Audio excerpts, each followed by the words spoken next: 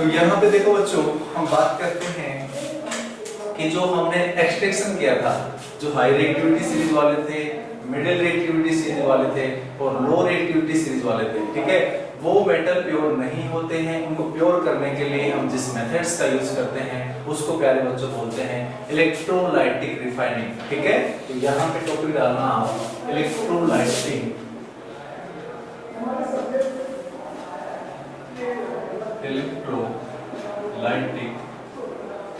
Refining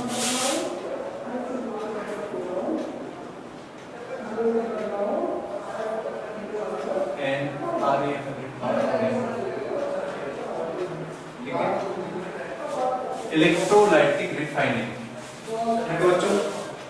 तो electrolytic refining के अंदर हमने बताया था कि दो चीजें होती हैं प्यारे बच्चों, एक होता है एनोड, ठीक है बच्चों, और एक होता है कैथोड, ठीक है बच्चों। दो चीजें होती हैं, एक एनोड होता है और एक कैथोड होता है। जो एनोड बनाते हैं प्यारे बच्चों वो इम्प्योर मेटल का बनाते हैं। किसका बनाते हैं प्यारे बच्चों? इम्प्योर मेटल का हम क्या बनाते हैं? एनोड बनाते हैं। और कैथोड प्यारे बच्चों किसका बनाते हैं? हम प्योर मेटल का बनाते हैं, ठीक है बच्चों। प्योर मेटल का हम कैथोड बनाते हैं और इम्प्योर मेटल का क्या बनाते हैं प्यारे बच्चों? एनोड बनाते हैं। और हमें पता है प्यारे बच्चों एनोड के ऊपर कैसा चार्ज होता है बच्चों? पॉजिटिव चार्ज होता है, पॉजिटिव चार्ज होता है। और बच्चों कैथोड पे होता है नेगेटिव चार्ज,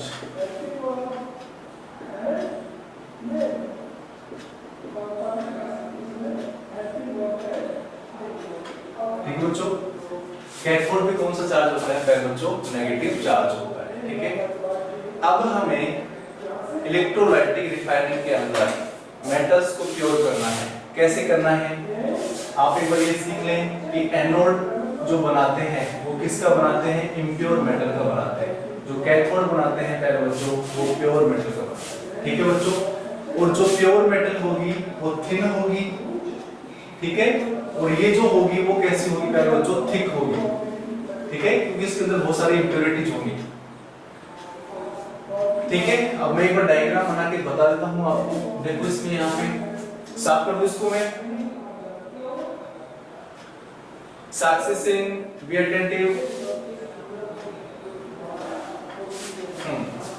तो यहाँ पे देखो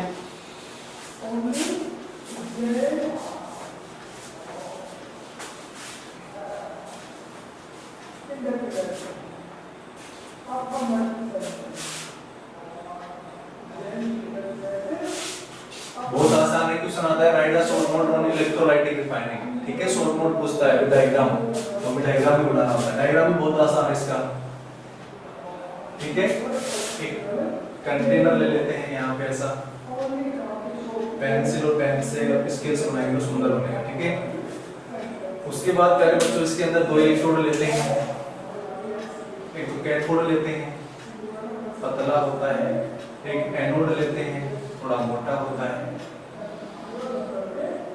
पिंकी यादव की तरह है ना।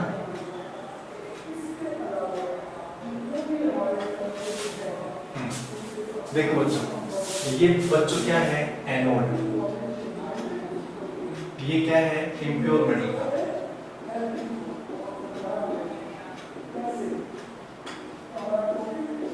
और बच्चों ये होता है आपका कैथोड, ये होता है प्यारे बच्चों प्योर मेटल का, ठीक है बच्चों। और इसके अंदर प्यारे बच्चों हम भर देते हैं क्या?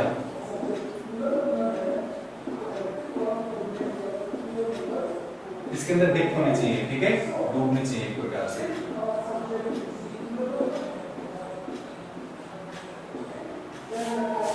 ये है एक प्रकार से एसिडिफाइड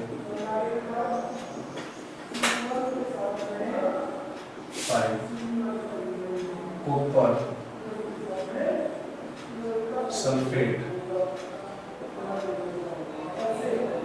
सॉल्यूशन, ठीक है बच्चों। उसके बाद इनको हम बैटरी से जोड़ते हैं।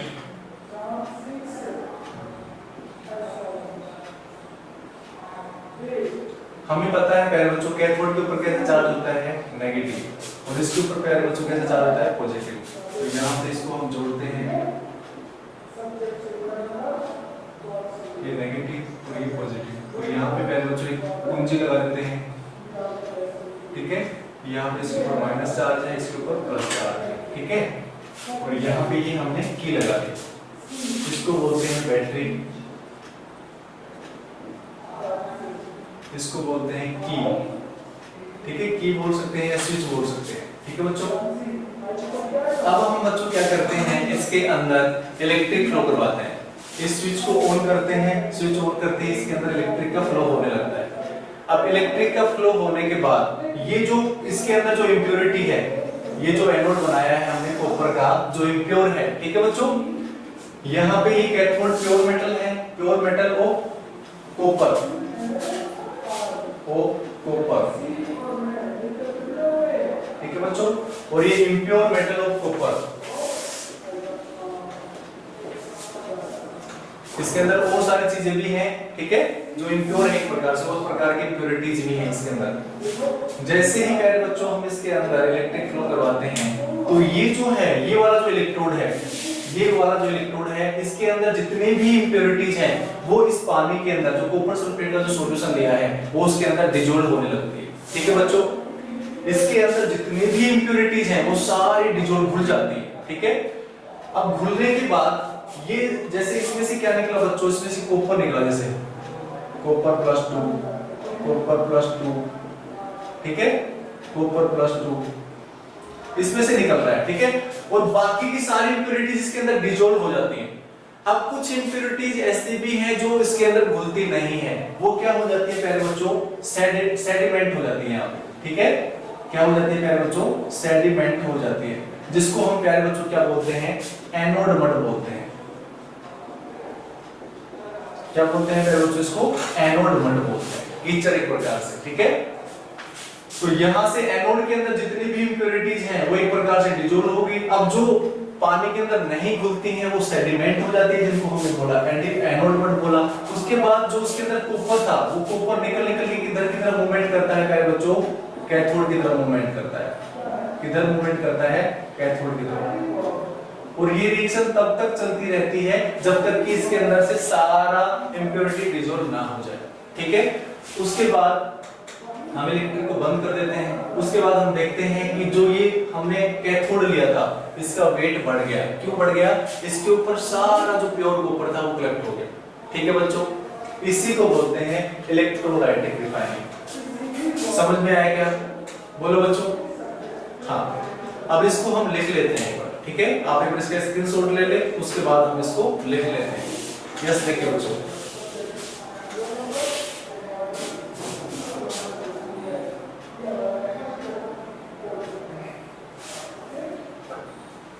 ठीक है बच्चों। अब इसको हम लिखते हैं, जो हमने बोला है वो हम लिखते हैं।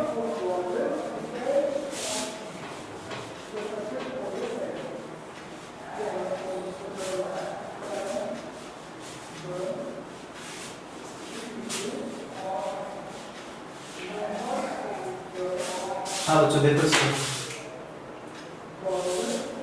मैनी मेटल्स, इसमें लिखना है आपको many metal such as copper, zinc, tin, nickel, silver, gold, etc. are refined by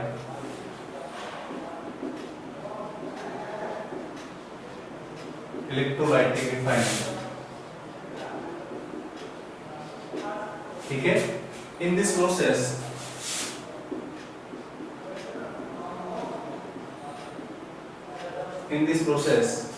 the impure metal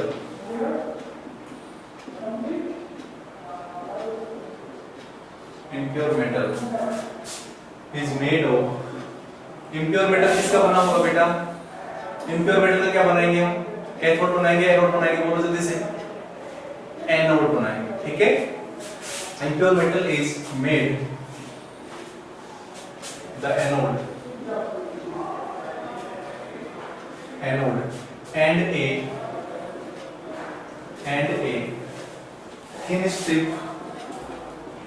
and a thin strip of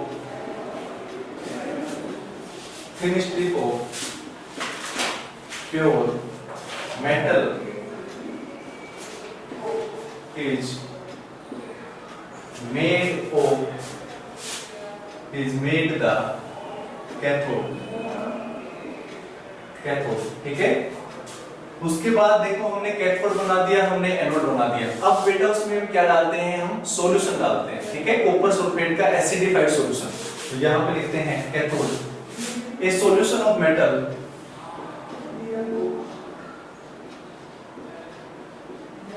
a solution of metal salt is used as an electrolyte on passing, अब क्या करते हैं हम? on passing the current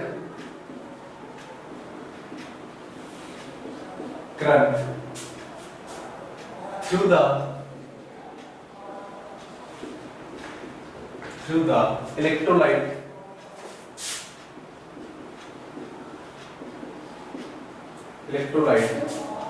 अब क्या होगा? the pure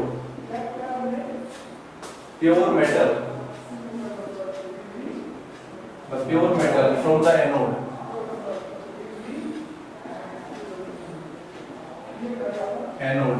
dissolve, घुल जाता है, dissolves into electrolyte, इसमें घुल जाता है इलेक्ट्रोलाइट में, into electrolyte and an equivalent amount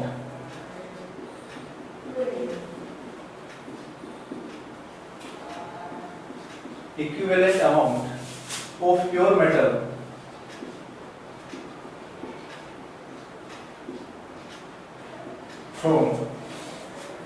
from the electrolyte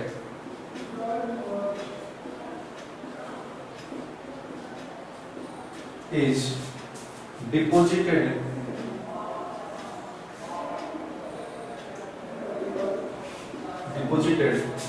on the cathode,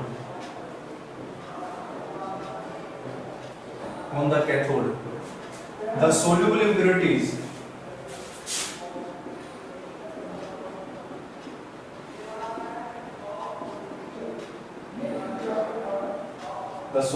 impurities go into the solution,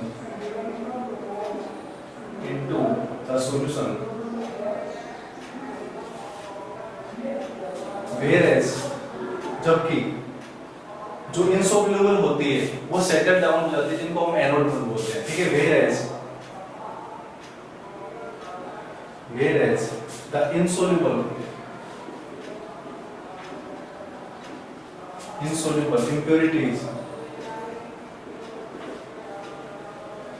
impurities settle down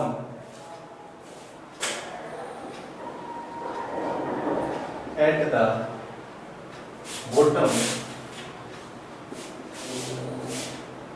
of the anode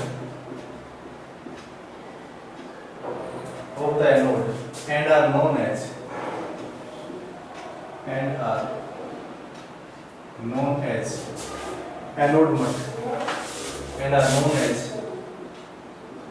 anode, ठीक है बच्चों। जो बातें हमने बताई थी, जो बातें हमने सीखी थी, वो की वो बातें हैं, ठीक है बच्चों।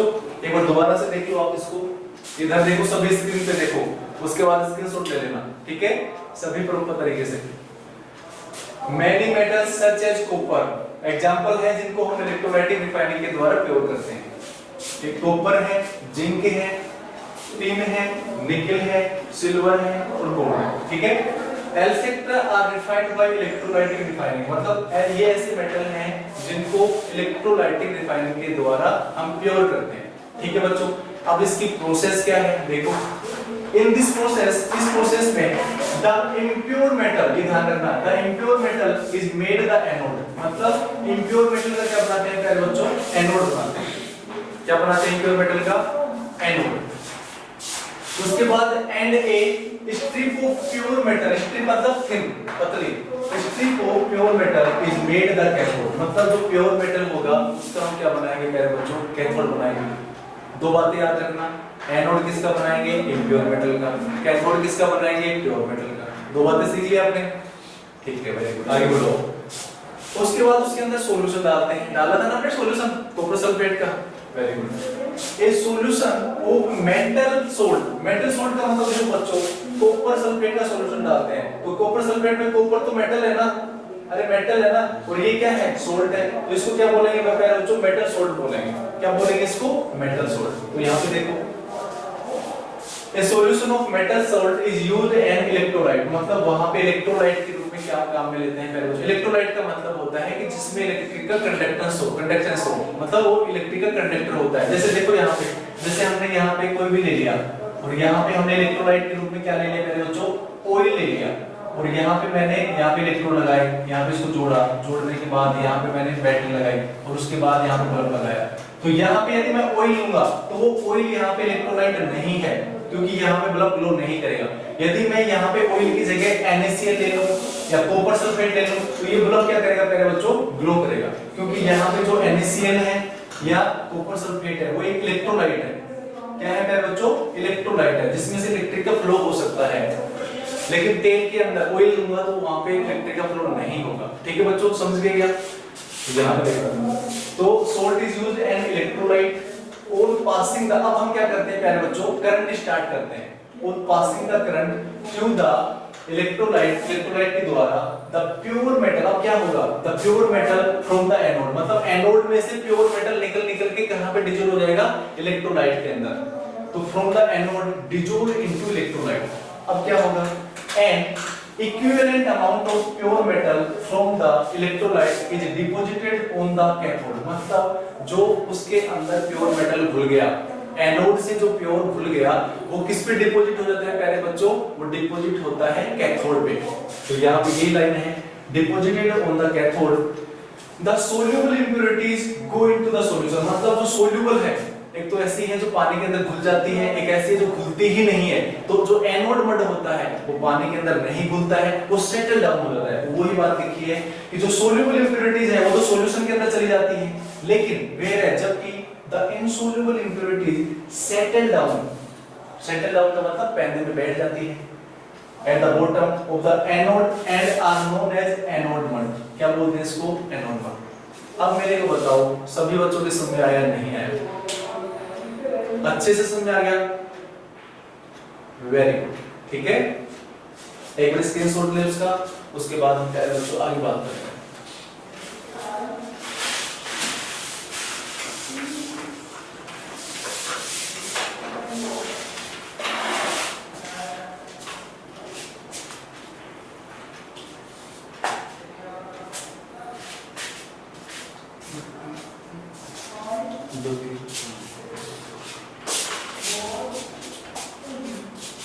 थोड़ा लेना।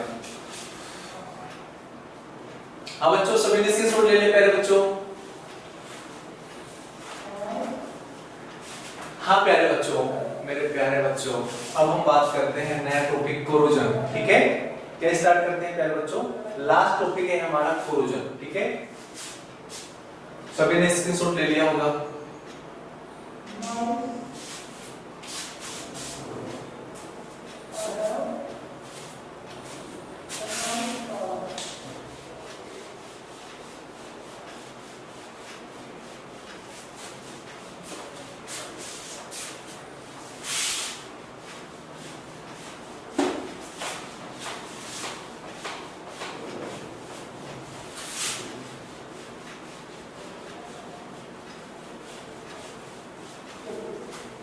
हाँ बच्चों, एक बार समझ लो कैसे क्या होता है। एक बार मैं समझा दूंगा, बिल्कुल समझ आ जाएगा, ठीक है। हाँ देखो बच्चों, हम नेक्स्ट टॉपिक और लास्ट टॉपिक इसका पढ़ रहे हैं, कोरोजन।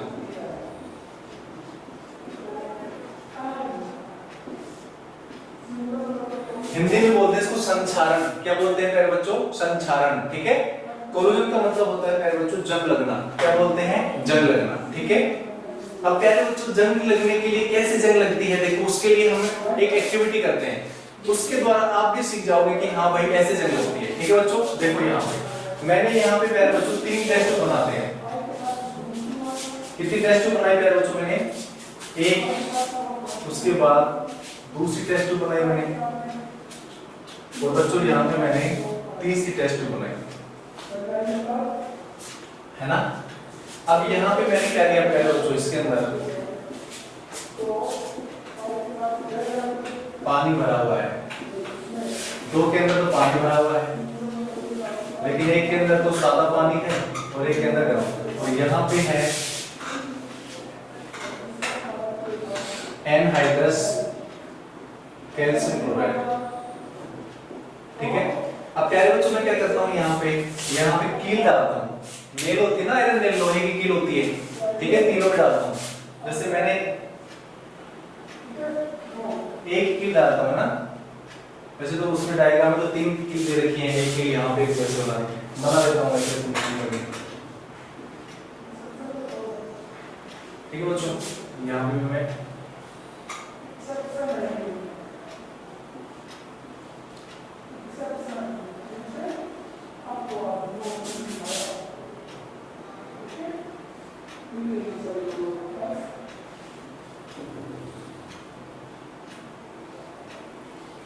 ठीक है बच्चों, कील है ना। अब देखो बच्चों यहाँ पे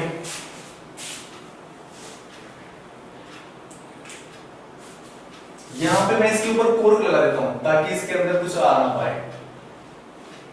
बिल्कुल बंद कर दिया इसको मैंने ऐसे, ठीक है। इसको मैंने यहाँ से कोर्क लगा के बिल्कुल बंद कर दिया। तो यहाँ पे बच्चों मैंने क्या लगाया, इस पे कोर्क लगा के बिल्कुल बंद कर दिया, ठीक है। अब देखो बच्चों इसमें इस वाले के अंदर यहाँ पे क्या है बच्चों, एयर है। ये कैसा है, ये है टैप वाटर। कैसा है प्यारे बच्चों, टैप वाटर। और ये क्या है बच्चों, आयरन नेल, ठीक है। और यहाँ पे वो सब चीज, यहाँ पे है प्यारे बच्चों बॉइल्ड वाटर। बॉइल्ड वाटर क्यों लेते हैं, क्योंकि इसके अंदर जो डिजोल्व ऑक्सीजन होती है, डिजोल्व जो ऑक्सीजन होती है उसको रिमूव करने के लिए यहाँ पे बॉइल्ड वाटर लेते हैं, ठीक है। और प्यारे बच्चों यहाँ पे लेते हैं एनहाइड्रस कैल्शियम का क्या लेते हैं प्यारे बच्चों, क्लोराइड लेते हैं, ठीक है। और ये प्यारे बच्चों क्या करता है, ड्राइंग एजेंट है। मतलब इसके अंदर यदि कोई भी थोड़ी बहुत भी मॉइस्चर है, कोई नमी है, थोड़ा बहुत भी पानी है, उसको क्या कर लेता है प्यारे बच्चों, ये एब्जॉर्ब कर लेता है। क्या कर लेता है, उसको एब्जॉर्ब कर लेता है, ठीक है। ये ड्राइंग एजेंट है। अब बच्चों हम कुछ समय बाद में इसको रखने के बाद अब इसको ऑब्जर्व करते हैं, और यहाँ पे प्यारे बच्चों कैसी है, एयर है यहाँ पे।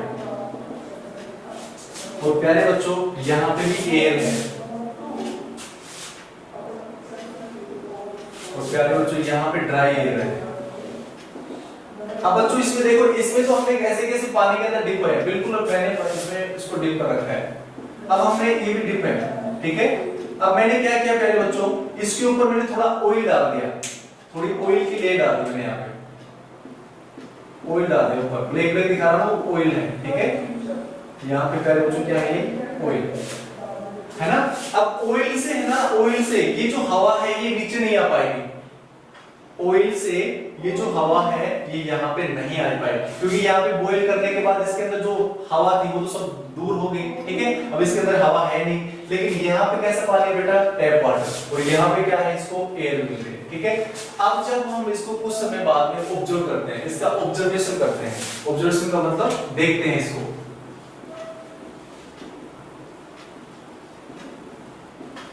ऑब्जर्वेशन करते हैं, तो प्यारे बच्चों जो रस्ट होती है, रस्ट का मतलब जंग लग जाती है, रस्ट है वो किस पे लगती है, ए टेस्ट ट्यूब के अंदर जो कील है, जैसे ये ए टेस्ट ट्यूब है, ये बी टेस्ट ट्यूब है और ये सी टेस्ट ट्यूब है। जबकि रस्ट है वो बी और सी टेस्ट ट्यूब के अंदर नहीं लगती है और ए में लगती है। क्यों लगती है प्यारे बच्चों, क्योंकि रस्ट के लिए कंडीशन होती है, रस्ट कब लगती है, जंग कब लगती है, एक तो उसको एयर मिल जाए और एक प्लस उसको अंदर वाटर मिल जाए, वाटर मिल जाए या मॉइस्चर, ठीक है, मॉइस्चर का मतलब भी गीला गीलापन होता है। तो रस्ट के लिए कंडीशन होती है कि उसको हवा मिल जाए और पानी मिल जाए। जब हवा और पानी उसको मिल जाते हैं तो जंग लग जाती है। लेकिन देखो बेटा, पहले कंडीशन में इसको हवा भी मिल रही है और पानी भी मिल रहा है, तो इसलिए इसमें जंग लग गई। जबकि बी के अंदर देखो बच्चों, इसको पानी पानी मिल रहा है, इसको हवा नहीं मिल रही है, क्योंकि यहाँ पे मैंने क्या लगा दिया, ऑयल की लेयर लगा दी यहाँ पे, ठीक है। और यहाँ पे पानी कैसा लिया मैंने, बॉइल्ड वाटर लिया है, और बॉइल्ड वाटर क्या करता है, मतलब डिसॉल्विंग जो ऑक्सीजन होती है उसको रिमूव कर देता है, उसके अंदर किसी प्रकार की एयर नहीं होती है, ठीक है बच्चों। तो इसलिए यहाँ पे बी पे जंग नहीं लगती है। सी में क्या क्या प्यारे बच्चों, इसमें पानी नहीं है, पानी है क्या यहाँ पे, और जो एयर है वो भी कैसी है, ड्राई एयर है।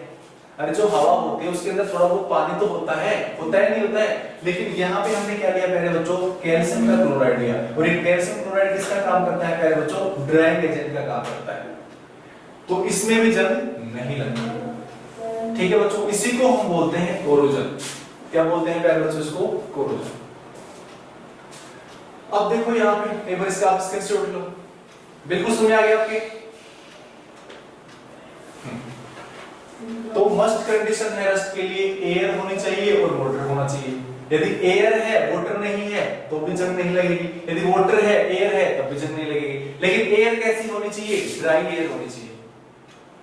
लेकिन पानी कैसा होना चाहिए, बॉइल्ड वाटर होना चाहिए, ठीक है। बॉइल्ड वाटर क्यों लिया, क्योंकि उसके अंदर कुछ पानी होता है, पानी, अरे मछली होती है, मछली जो डिसॉल्विंग जो ऑक्सीजन लेती है उसी को तो लेती है वो। यदि मछली को गर्म पानी के अंदर डाल दे, क्या उसके अंदर ऑक्सीजन है, नहीं है, क्या वो जी पाएगी, नहीं जी पाएगी, ठीक है। हाँ तो ये है।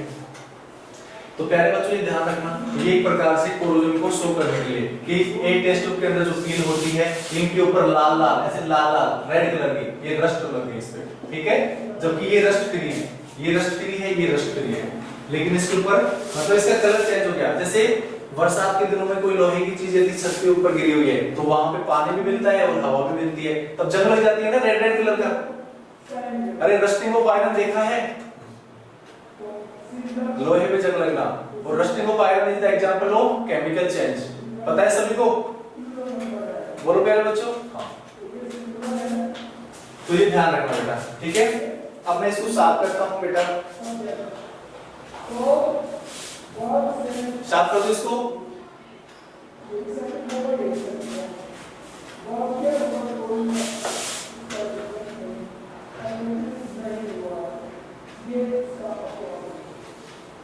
हाँ बच्चों देखो इसमें,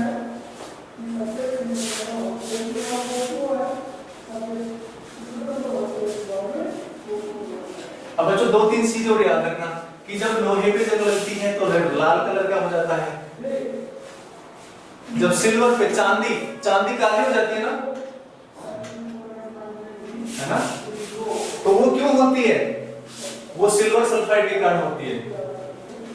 कॉपर जो होता है, कॉपर के बर्तन होते हैं, तांबे के बर्तन हरा हरा हो जाता है ना, क्यों होता है, क्योंकि उसके ऊपर कॉपर कार्बोनेट बनता है। तो ये जो कॉपर कार्बोनेट बोला मैंने, जो सिल्वर सल्फाइड बोला उसका नाम याद रखना, ठीक है। कि जो सिल्वर होता है, जैसे सिल्वर चांदी जो होता है उसका कलर जब जंग लगती है, जब कोरोजन होता है तो इसका कलर प्यारे बच्चों कैसा हो जाता है, ब्लैक कलर हो जाता है, ब्लैक कलर हो जाता है। ब्लैक कलर क्यों होता है, क्योंकि हवा में क्या होती है प्यारे बच्चों, एयर में होती है सल्फर, क्या होती है प्यारे बच्चों, सल्फर। तो सल्फर सिल्वर से रिएक्शन कर लेती है, हवा में सल्फर होती है, सल्फर रिएक्शन कर लेती है सिल्वर से, और यहाँ पे बनता है सिल्वर सल्फाइड, सिल्वर। और सिल्वर सल्फाइड का कलर कैसा होता है प्यारे बच्चों, ब्लैक कलर होता है, ठीक है। तो जो सिल्वर सल्फाइड होता है वो एक प्रकार से कोरोजन है, एक प्रकार से जंग है, ठीक है। उसी प्रकार ध्यान रखना, एक तो एग्जांपल ये हो गया, एक एग्जांपल ये हो गया, कॉपर, कॉपर पे यदि कोरोजन लगती है तो बच्चों बनता है यहाँ पे ग्रीन कलर आता है। कैसा कलर आता है प्यारे बच्चों? Green colour. और ग्रीन कलर होता है, क्यों होता है? कॉपर कार्बोनेट बनता है वहां पे। क्या बनता है प्यारे बच्चों? Copper carbonate. और कॉपर कार्बोनेट का कलर कैसा होता है? ग्रीन। एक होता है आयरन, आयरन की जब कोरोजन लगती है इसका कलर हो जाता है रेड। और ये क्यों होता है बच्चों? आयरन ऑक्साइड के कारण। ठीक है, ये जो नाम मैंने लिखे हैं, सिल्वर जो चांदी पे जो जंग लगती है वो किसके कारण लगती है? सिल्वर सल्फाइड के कारण। कॉपर पे जो जंग लगती है वो कॉपर कार्बोनेट बनने के कारण। और जो आयरन पे जो जंग लगती है वो आयरन ऑक्साइड बनने के कारण। ठीक है बच्चों, परसों दिखने का दिख रहा है?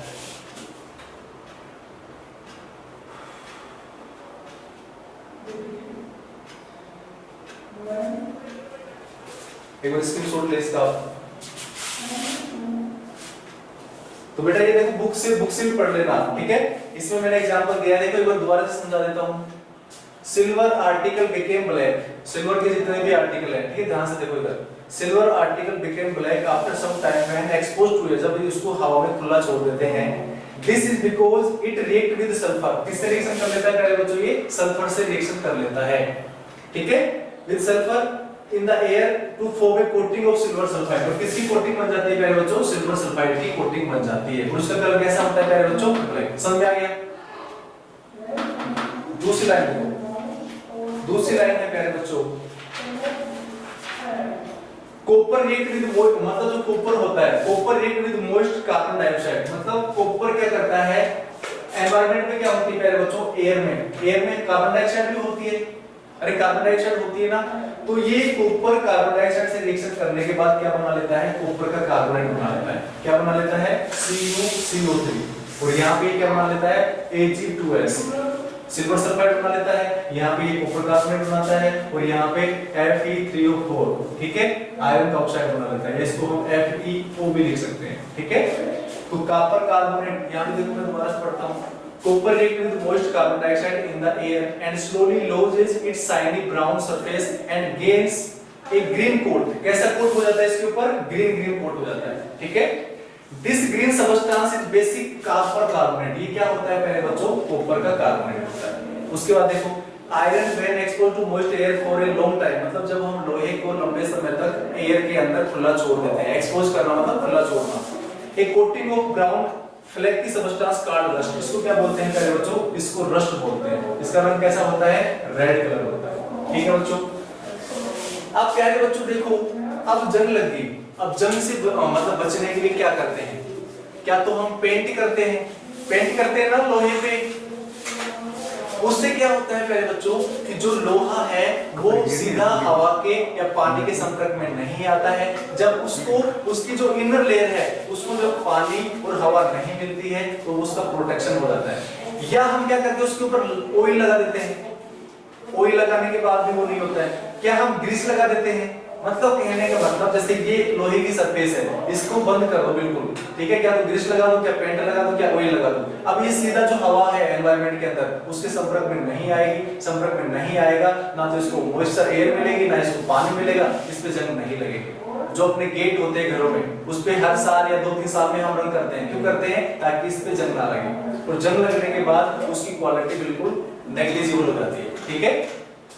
इसलिए जंग से बचने के लिए हम उसके ऊपर क्या तो पेंट करते हैं, क्या आयरन लगाते हैं। एक बच्चों आजकल यूज करते हैं SS, जो रेलिंग होती है ना, रेलिंग जो होती है वो लोहे की ना लगवा के, क्योंकि लोहे की रेलिंग पे पेंट करना पड़ता है, ठीक है, बहुत मेहनत करनी पड़ती है। लेकिन जो आजकल जो रेलिंग आती है वो SS की होती है। SS का मतलब होता है पहले बच्चों स्टेनलेस स्टील। स्टेनलेस स्टील में क्या होता है पहले बच्चों? इसमें आयरन होता है, लोहा होता है। लोहे के साथ में क्या होता है बच्चों? क्रोमियम होता है, और क्रोमियम के साथ निकल होता है, ठीक है। इन तीनों को मिलाने के बाद एक SS बनता है जिसको एलॉय बोलते हैं। क्या बोलते हैं बेटा? एलॉय। एलॉय का मतलब होता है मिश्र धातु। क्या बोलते हैं प्यारे बच्चों इसको? मिश्र धातु। तो एलॉय भी एक प्रकार से कोरोजन से हम बच सकते हैं एलॉय के द्वारा, ठीक है। तो ध्यान देना, ये जो मैं बोल रहा हूँ एक बार पढ़ लेना, बुक के अंदर सब समझा जाएगा, ठीक है बच्चों। तो rusting of iron is prevented by painting, oiling, greasing, galvanising. Galvanising का मतलब होता है कि जब हम जैसे कॉपर की गैल्वेनाइजिंग करनी है तो कॉपर की रिएक्शन पहले बच्चों जिंक से करवा देंगे। किससे करवा देंगे पहले बच्चों? जिंक से। तो जिंक से रिएक्शन करने के बाद ये गैल्वेनाइज आयरन को गैल्वेनाइज कॉपर हो गया। यदि आयरन है, आयरन की रिएक्शन जिंक से करवा दो तो ये गैल्वेनाइजेशन ऑफ आयरन हो गया, ठीक है। जिसका भी हमें गैल्वेनाइजेशन करवाना है उसकी रिएक्शन हमें जिंक से करवा दो, ठीक है बच्चों। उसके बाद है प्लेटिंग, एनोडाइजिंग। एनोडाइजिंग का भी समझा था हमने, एनोडाइजिंग का समझा था ना कि कैसे इम्प्योर से प्योर कॉपर प्राप्त कर लेते हैं। अरे एनोड बनाया था, कैथोड बनाया था नहीं बनाया था बोलो, पिछले इलेक्ट्रोलाइटिक रिफाइनिंग के अंदर, ठीक है बच्चों। हाँ तो ये सारा एलोई सब पढ़ लेना आप, ठीक है। टाइम हो रहा है, ठीक है। उसके बाद कुछ बचा है वो कल देख लेंगे, ठीक है। जैसे ब्रोंज क्या होता है, ठीक है, और भी देख लेंगे, ठीक है बच्चों। आज के लिए इतना ही, मिलते हैं नेक्स्ट क्लास में, बाय बाय।